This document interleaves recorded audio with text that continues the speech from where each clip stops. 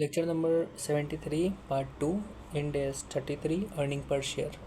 पिछले लेक्चर में हम लोग क्वेश्चंस बनाए थे, इस लेक्चर में हम लोग क्वेश्चन ही बनाने वाले हैं, लेकिन इस लेक्चर में सिर्फ 2 क्वेश्चन हैं, जिसमें से एक क्वेश्चन हम लोग डिस्कस करेंगे, एक क्वेश्चन खुद बनाना। वो क्वेश्चन सिमिलर एकदम सेम है उसकी तरह, ठीक है। ओके, स्टार्ट करते हैं। जो है इलस्ट्रेशन नंबर 22 पेज नंबर 15.19 पे, ठीक है। आप उसको एक बार पढ़ लो, फिर हम उसको ब्रीफ करेंगे, ठीक है। ओके, पहला लाइन, इस लाइन क्वेश्चन में क्या बोल दिया कि इंडेक्स 109 को लेके कोई भी चीज़ तुमको ध्यान नहीं देना है, और इसमें टैक्स का कोई भी तुमको दिमाग नहीं लगाना है, ठीक है। Okay, done. क्या बोल रहा है कि तुमको निकालना है बेसिक और diluted EPS for subsidiary and group. Subsidiary के लिए और ग्रुप के लिए, दोनों कंपनी के लिए तुमको निकालना है बेसिक ईपीएस और डाइल्यूटेड ईपीएस, ठीक है। ग्रुप से इसका मतलब है पेरेंट, ठीक है। पेरेंट पॉइंट ऑफ व्यू, मतलब जो ग्रुप है उसमें पेरेंट पॉइंट ऑफ व्यू से तुमको आंसर देना है, ठीक है। ओके, पेरेंट के बारे में क्या बोला हुआ है कि उसका earning available to equity share holder 12,000 रुपया है। कितना है? 12,000। किसका? अभी हम पेरेंट का बात कर रहे हैं, तो पेरेंट का ये ESH 12,000 है, लेकिन ये जो 12,000 है उसमें हम लोग सब्सिडरी का प्रॉफिट इंक्लूड नहीं किए हुए। पेरेंट है तो मतलब उसको सब्सिडरी से पैसा मिलेगा ही, ठीक है। लेकिन ये जो 12,000 है उसमें जो पैसा मिलने वाला है सब्सिडरी से, वो उसमें इंक्लूड नहीं है, ठीक है। तो उसको अभी छोड़ देते हैं। ओके, पेरेंट के पास कितना इक्विटी शेयर है? 10,000 इक्विटी शेयर है पेरेंट के पास। ओके, पेरेंट इन्वेस्ट क्या क्या किया हुआ है सब्सिडरी में? सब्सिडरी का इक्विटी शेयर कैपिटल खरीदा हुआ है, 800 इक्विटी शेयर है उसके पास पेरेंट सब्सिडरी का वारंट है उसके पास, 30 वारंट है उसका, और सब्सिडरी का कन्वर्टेबल प्रेफरेंस शेयर है इसके पास 300, ठीक है। ओके, सब्सिडरी का फिर दिया हुआ है तुमको, क्या दिया हुआ है? ये ESH दिया हुआ है। ओके, ये ESH नहीं दिया हुआ डायरेक्टली, तुमको PAT दिया हुआ है, that is profit after tax, 5,400। Okay okay, subsidiary का और क्या दिया हुआ है? उसका इक्विटी शेयर कैपिटल दिया हुआ है कि 1,000 इक्विटी शेयर है उसके पास पोटेंशियल इक्विटी शेयर कितना है? वारंट है 150 और प्रेफरेंस शेयर है 400। ओके ओके, अगर हम बैलेंस शीट का बात करें, मतलब कि अभी नॉर्मल बैलेंस शीट बना रहे हैं, ठीक है। मतलब कि अभी इसमें पोटेंशियल इक्विटी शेयर अपने पोटेंशियल रेंज पे ही है, मतलब कि वो इक्विटी शेयर में कन्वर्ट नहीं हुआ है अभी, वो पोटेंशियल है। तो अगर सब्सिडी का बात करोगे तो सब्सिडी का कोई भी एसेट साइड कोई डेटा नहीं है, सिर्फ लायबिलिटी का साइड इक्विटी शेयर, मतलब लायबिलिटी साइड का डेटा दिया हुआ है कि उसका इक्विटी शेयर कैपिटल 1,000 है, 1,000 इक्विटी शेयर है उसके पास, और पोटेंशियल इक्विटी के नाम पे 2 चीज़ है उसके पास, एक वारंट और प्रेफरेंस शेयर। ये तो दोनों लायबिलिटी है, मतलब एक तरीके से इक्विटी शेयर कैपिटल की तरफ आता है, ठीक है। ओके, अब पेरेंट का बैलेंस शीट में आते हैं। पेरेंट के बैलेंस शीट में लायबिलिटी साइड सिर्फ इक्विटी शेयर कैपिटल है, 10,000 इक्विटी शेयर है, बाकी का एसेट साइड आ जाओ। एसेट साइड आओगे पेरेंट का, तो तुम देखोगे तो उसका इन्वेस्टमेंट इन सब्सिडियरी है, इक्विटी शेयर इन्वेस्ट किया हुआ है, इक्विटी शेयर खरीदा हुआ है सब्सिडियरी का 800, वारंट 30 और convertible preference share 300। Okay okay, ठीक है, आ गया समझ में। तो इस क्वेश्चन का तुमको हम एक ब्रीफ दे दिया कि क्वेश्चन क्या बोल रहा है, ठीक है। अब क्वेश्चन तुमको लास्ट में क्या पूछ रहा था कि बेसिक और डाइल्यूटेड EPS निकालो सब्सिडियरी का और ग्रुप का। ओके, तो हम लोग निकालते हैं, ठीक है। तुम आ जाओ पेज नंबर 452 पे कॉपी में, ठीक है। सर देखो, पहले ही बैलेंस शीट बना के दे दिए, जब potential equity share potential range में था, कन्वर्ट नहीं हुआ, ठीक है। परफेक्ट। हम लोग पहले बेसिक और डाइल्यूटेड निकालेंगे सब्सिडियरी का, फिर निकालेंगे ग्रुप का, ठीक है। तो अभी सब्सिडियरी का बात करते हैं। सब्सिडियरी का पहला काम करते हैं बेसिक EPS। बेसिक EPS का फॉर्मूला ESH डिवाइडेड बाई वेंस, ठीक है। ESH नहीं दिया हुआ है, क्या दिया हुआ है? PAT से ESH पे जाने के लिए क्या करना होता है? प्रेफरेंस डिविडेंड को माइनस। ESH कितना है? 5,400, ठीक है। प्रेफरेंस डिविडेंड कितना है? 400। कैसे? 400 प्रेफरेंस शेयर्स है जो 1-1 रुपया का है, सॉरी 400 प्रेफरेंस शेयर है जिसके ऊपर 1 रुपया का डिविडेंड दिया जा रहा है। तो कितना डिविडेंड दिया जा रहा है प्रेफरेंस शेयर होल्डर को? 400 का। तो पैट में से 400 माइनस करोगे तो ये ESH आ जाएगा सब्सिडियरी का। तो सब्सिडियरी का ESH कितना है? 5,000। ओके ओके, वेंस कितना है सब्सिडरी का 1000, ठीक है 1000। तो बोले भाई लाइबिलिटी साइड वारंट भी कन्वर्टेबल प्रेफरेंस शेयर भी है। अबे वेंस इक्विटी शेयर कैपिटल का ही लिया जाता है, क्या कंफ्यूज हो रहा है? अगर नहीं हो रहे थे तो मत होना, अगर हो रहे थे तो बात जो बोल दी सुन लो, ठीक है। तो सब्सिडरी का बेसिक EPS कितना हो गया तुम्हारा 5000 अपन 1000, दैट इज़ ₹5 पर शेयर। Okay done. अब हम लोग बात करते हैं डाइल्यूटेड EPS फॉर सब्सिडियरी, ठीक है। डाइल्यूटेड कैसे निकालते हैं, डिपेंड करता है कि कितना पोटेंशियल इक्विटी शेयर है कंपनी के पास। सब्सिडियरी के पास 2 पोटेंशियल इक्विटी शेयर है, मतलब मोर देन 1। जब more than 1 potential equity share होता है तो नॉर्मल फॉर्मूला नहीं लगता डाइल्यूटेड EPS का। 3 स्टेप में बनता है। पहला स्टेप में तुमको निकालना होता है इंक्रीमेंटल EPS, फिर रैंकिंग, फिर कंक्लूजन, ठीक है। तो इंक्रीमेंटल EPS निकालते हैं।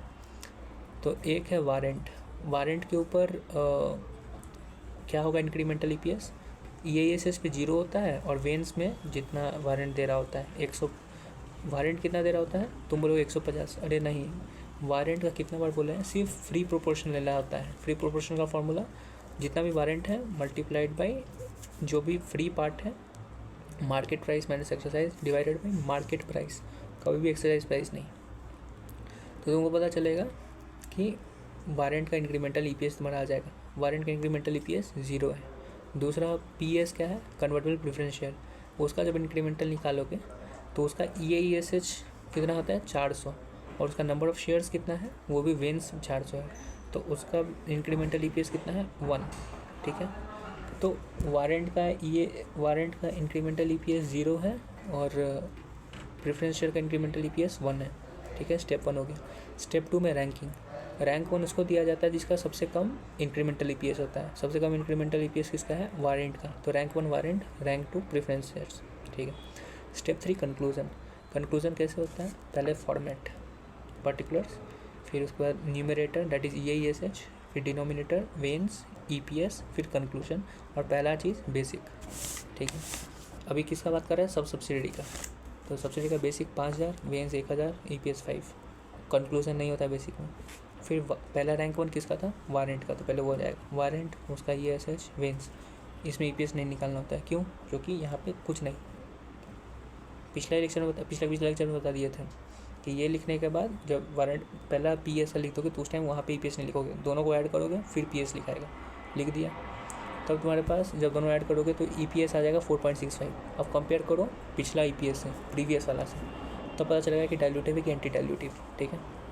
तो जब कंपेयर करोगे तो पता चलेगा ये 4.65 कम है, तो डाइल्यूटेड EPS कम है फ्रॉम प्रीवियस EPS, तो ये डाइल्यूटिव है, तो वारंट डाइल्यूटिव हो गया। प्रेफरेंस शेयर का करोगे तो तुमको पता चलेगा वो भी डाइल्यूटिव है। ओके, आगे कुछ बचा नहीं। अब हम लोग कैलकुलेशन करेंगे नॉर्मल फार्मूला से, basic EPS plus minus impact of PES divided by basic वेंस plus minus impact of PES। लेकिन यहाँ जो PS होगा कौन सा होगा, जिसका डाइल्यूटिव आया है।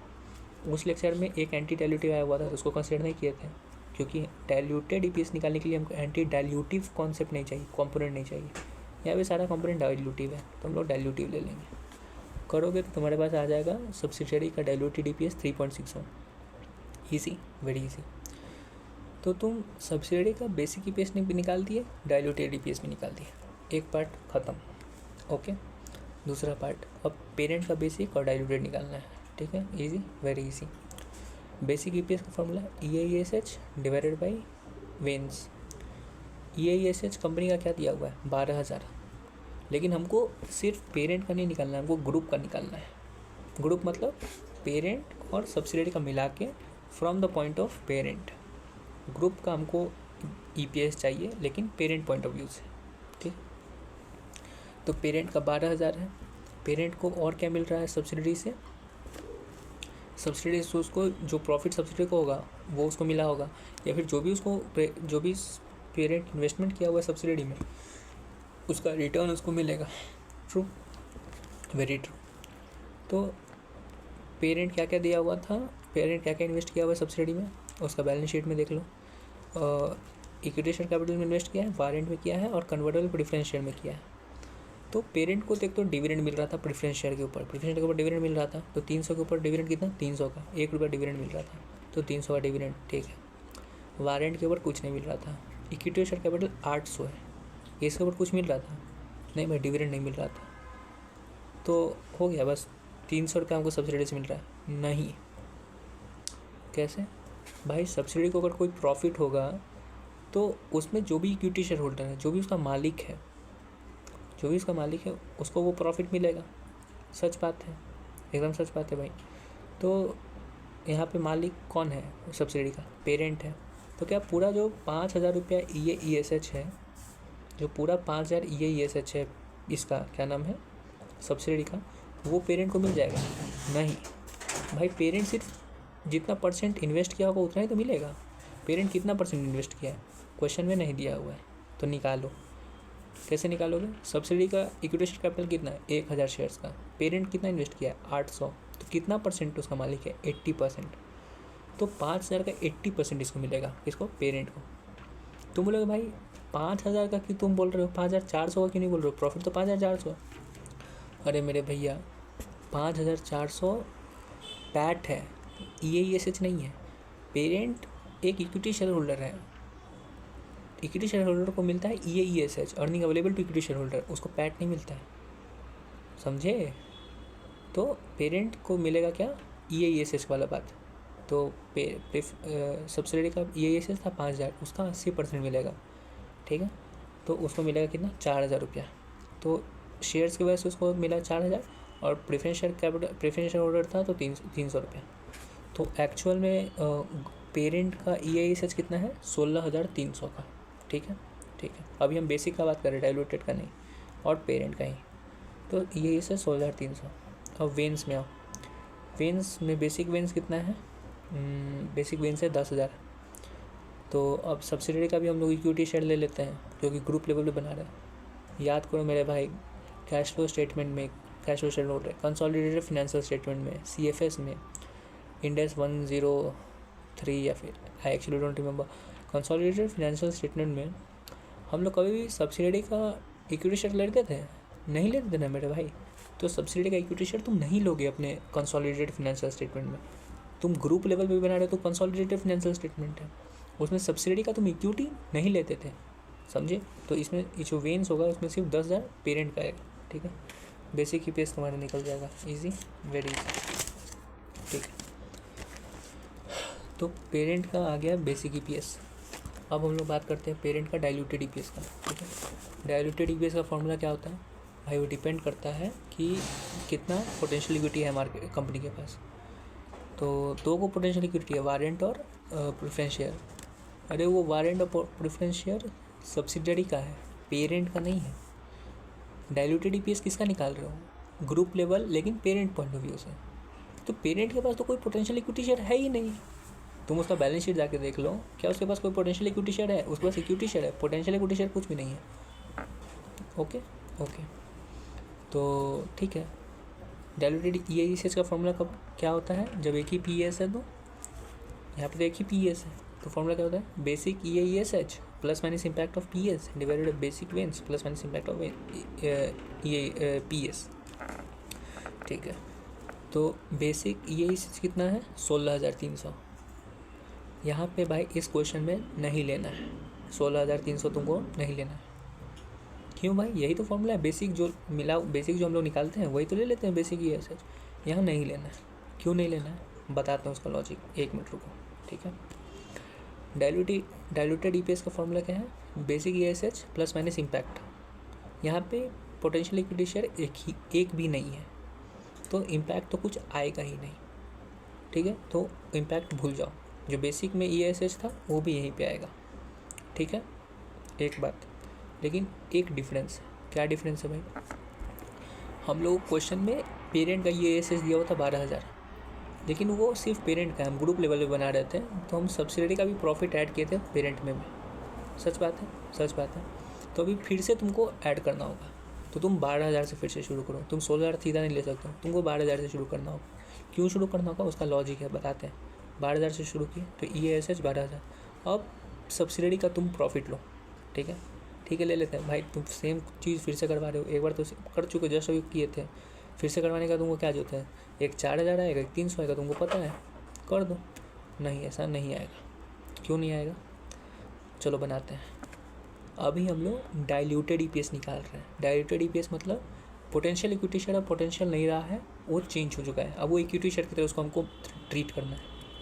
इम्पैक्ट यही तो देते हैं, impact of potential equity share कि डिवेंचर कोई था तो डिवेंचर का इंटरेस्ट सेविंग और वो दिखाते थे कि वो अगर इक्विटी होता तो क्या होता, समझे। तो हम लोग जब डाइल्यूटेड ईपीएस बनाते तो ये मान के चलते कि जो पीएस था वो उसका ही वो एक्चुअल में भी इक्विटी शेयर बन चुका है, ठीक है, सच बात है। तो डाइल्यूटेड में जब बनाएंगे तो मान लेंगे, यही मान के चलते हैं हम लोग कि जो भी पीएस था वो इक्विटी शेयर बन चुका है, ठीक है, ओके। तो जब सब्सिडियरी का बैलेंस शीट बनाओगे तो पहले उसके पास पोटेंशियल इक्विटी शेयर के नाम पे दो चीज़ था, वारंट और प्रेफरेंस शेयर। लेकिन डाइल्यूटेड ईपीएस में तो अब सब कुछ उसका इक्विटी शेयर में तब्दील हो चुका है, कन्वर्ट हो चुका है। तो अब सब्सिडियरी के पास कितना इक्विटी शेयर कैपिटल है, उसके पास है 1475। कैसे भाई, पहले उसके पास 1000 इक्विटी शेयर कैपिटल था प्लस प्रेफरेंस शेयर जो उस टाइम पोटेंशियल इक्विटी था अब इक्विटी बन चुका है। अब 400 जो प्रेफरेंस शेयर था अब 400 इक्विटी शेयर बन गया, तो 1000 प्लस 400 वारंट था 150 वारंट अब बन चुका है इक्विटी शेयर। तो 150 ऐड कर दोगे, नहीं, फ्री प्रोपोर्शन ऐड करना होता है, तो वारंट का 75 आएगा। तो टोटल सब्सिडी के बाद सब कितना इक्विटी है, पीए सब कन्वर्ट होने के बाद उसके पास इक्विटी है 1475, ठीक है। पहले उसके पास इक्विटी कितना था, सिर्फ 1000, बाकी सब पोटेंशियल इक्विटी था। अब क्या हो गया है, डाइल्यूटेड ईपीएस निकालते टाइम अब उसके पास इक्विटी हो गया चुका है 1475 का, ठीक है, ओके। अब आ जाता हूँ पेरेंट का बैलेंस शीट बनाओ। जब पेरेंट का बैलेंस शीट बनाओगे तो उसका इक्विटी 10,000 था, उसके पास कोई पोटेंशियल इक्विटी नहीं था, तो अभी भी उसके पास टोटल इक्विटी 10,000 रहेगा। इन्वेस्टमेंट साइड, जब इन्वेस्टमेंट साइड आओगे तब तुम देखोगे तो उसके पास पहले से इक्विटी कितना था, 800 था। अब उसके पास वारंट नहीं है और ना ही प्रेफरेंस शेयर है। क्यों भाई, ऐसा क्यों नहीं है? ऐसा इसीलिए मेरे भाई क्योंकि अब प्रेफरेंस शेयर कन्वर्ट हो चुका है इक्विटी में। सब्सिडियरी जब उसको इक्विटी में कन्वर्ट कर दिया तो पहले कंपनी पेरेंट जो था उसका प्रेफरेंस शेयर होल्डर था, लेकिन प्रेफरेंस शेयर अब कन्वर्ट हो चुका है इक्विटी शेयर में, तो पेरेंट अब हो गया है equity share holder instead of preference share holder. पहले 800 का होल्डर था, अब 300 और मिला उसको। उस सब्सिडियरी के पास 400 था लेकिन पेरेंट के पास 300 था, तो इसके पास 300 इक्विटी और बढ़ गया। प्लस पेरेंट के पास वारंट भी था, वारंट भी अब कन्वर्ट हो चुका है इक्विटी में, तो वारंट 30 वारंट था, उसको कन्वर्ट करो इक्विटी में 15। एक तुम मिस्टेक कर सकते हो जो हम किए हैं, तुम क्या करोगे 75 इक्विटी इंटू 80% कर दोगे, क्योंकि 80% मालिक था, नहीं 80% मालिक था इक्विटी का, वारंट का नहीं, तो वो तुम दिमाग मत लगाना, ठीक है। तुम 30 के ऊपर फिर फ्री प्रोपोर्शन निकालना तो निकालोगे, तब तुमको पता चलेगा कि इन्वेस्टमेंट इन सब्सिडियरी पेरेंट का कितना है, 1115 शेयर्स, ठीक है, ओके। क्यों निकलवा रहे हो भाई ये सब तुम?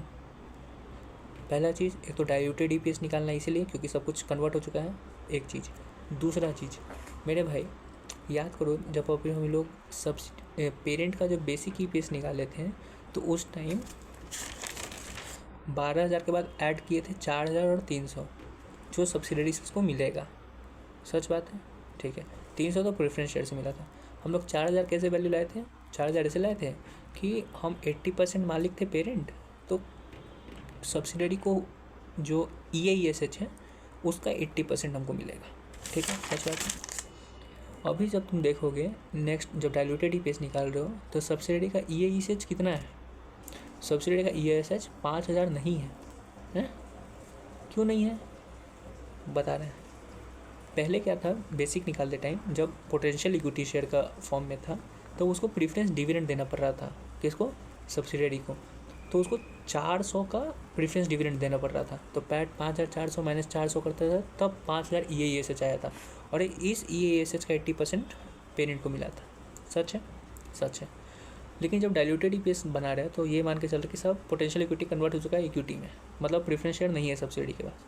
तो जब सब्सिडी के पास प्रेफरेंस शेयर नहीं है तो प्रेफरेंस डिविडेंड भी नहीं देना है, तो 5,400 पैट में से 400 तुमको माइनस नहीं करना पड़ेगा, और पूरा 5,400 तुम्हारा हो चुका है EISH, ठीक है, ठीक है। मैं मान लिया कि अब हमारा डाइल्यूटेड ईपीएस निकालते टाइम EISH हो गया 5,400, ठीक है। 5,400 मल्टीप्लाइड बाई 80% कर दो, नहीं, क्यों नहीं, अरे मेरे भाई 80% कब निकला था? 80% तब निकला था जब हम 80% मालिक थे। 80% मालिक इन द सेंस मालिक का बात कर, प्रिफरेंशियल मालिक नहीं होता, इक्विटी शेयर मालिक होता है। तो 80% हम मालिक थे। कब मालिक थे? क्योंकि मेरे पास 800 शेयर था और कंपनी के पास सब्सिडी के पास 1000 शेयर था, तो हम 80% मालिक थे। अभी जब डाइल्यूटेड ईपीएस निकाल रहे हो तो पेरेंट के पास कितना शेयर है? 1115। सब्सिडी के पास कितना शेयर है टोटल? 1475। अब जाके कैलकुलेट करो कि पेरेंट के पास कितना परसेंट शेयर होल्डिंग है सब्सिडी का। कैलकुलेट करोगे 1115 डिवाइडेड 1475 तो पता चलेगा 75%, 75.59% ही शेयर होल्डिंग है मेरे पास। डाइल्यूटेड ईपीएस निकालते टाइम पेरेंट का शेयर होल्डिंग हो गया है 75.59, अब 80% नहीं रहा। तो पेरेंट को कितना मिलेगा? Total EAESH of subsidy 75.59 of subsidy का EASH। सब्सिडी का EASH कितना है? 5400, उसका 75.59 मिलेगा। कितना मिलेगा तुमको? 4082। तो ये तो तुमको इक्विटी शेयर के नाम पे मिल गया। प्रेफरेंस डिविडेंड में मिलेगा। काहे मिलेगा भाई? उसका प्रेफरेंस शेयर अब बदल चुका है इक्विटी शेयर में, तो नहीं मिलेगा। तो जो भी तुमको मिलना वाला है अभी अब इक्विटी के नाम पे मिलेगा। इक्विटी के नाम पे EASH का 75% तुमको मिल गया। तो पेरेंट का डाइल्यूटेड EPS में EASH अब कितना होगा? 12000 प्लस 4082, ना कि 12000 प्लस 4000 प्लस 300। कॉन्सेप्ट समझ में आ गया? 4300 तब निकाले थे जब पोटेंशियल इक्विटी के फॉर्म में था सब कुछ, उस टाइम इक्विटी में कन्वर्ट नहीं हुआ था। अब जब इक्विटी में कन्वर्ट हो जाएगा तो सब बदल जाएगा। अब लॉजिक समझ में आया कि हम 16300 क्यों नहीं लिए थे EASH? 12000 से फिर से स्टार्ट क्यों किए? इसीलिए एक तो समझ में आ गया, एक लाइन में फिर से बोल रहे हैं, इसलिए हम लोग 12000 ले रहे हैं और 16300 नहीं ले रहे हैं, क्योंकि मेरे भाई अब शेयर होल्डिंग बदल चुका है। अब पोटेंशियल इक्विटी से इक्विटी में आ चुके हैं। और ये कब हो रहा है? जब हम लोग डाइल्यूटेड EPS निकाल रहे हैं। ठीक है, वेन्स 10,000 होगा, क्योंकि तुमको पता है कंसोलिडेटेड फाइनेंशियल स्टेटमेंट में हम लोग उसका सब्सिडी का कुछ इक्विटी नहीं लेते हम लोग, वैसे निकाल दो। तो डाइल्यूटेड EPS तुम्हारे पास आ गया। ओके, तो पेरेंट का भी आ गया, और पेरेंट का आ गया और सब्सिडी का आ गया, बेसिक और डाइल्यूटेड। इजी। इसी का एकदम सेम क्वेश्चन है, क्वेश्चन नंबर 5। एक बार तुम उसको ट्राई कर लो, सब कुछ बन जाएगा। ठीक है, बस डन।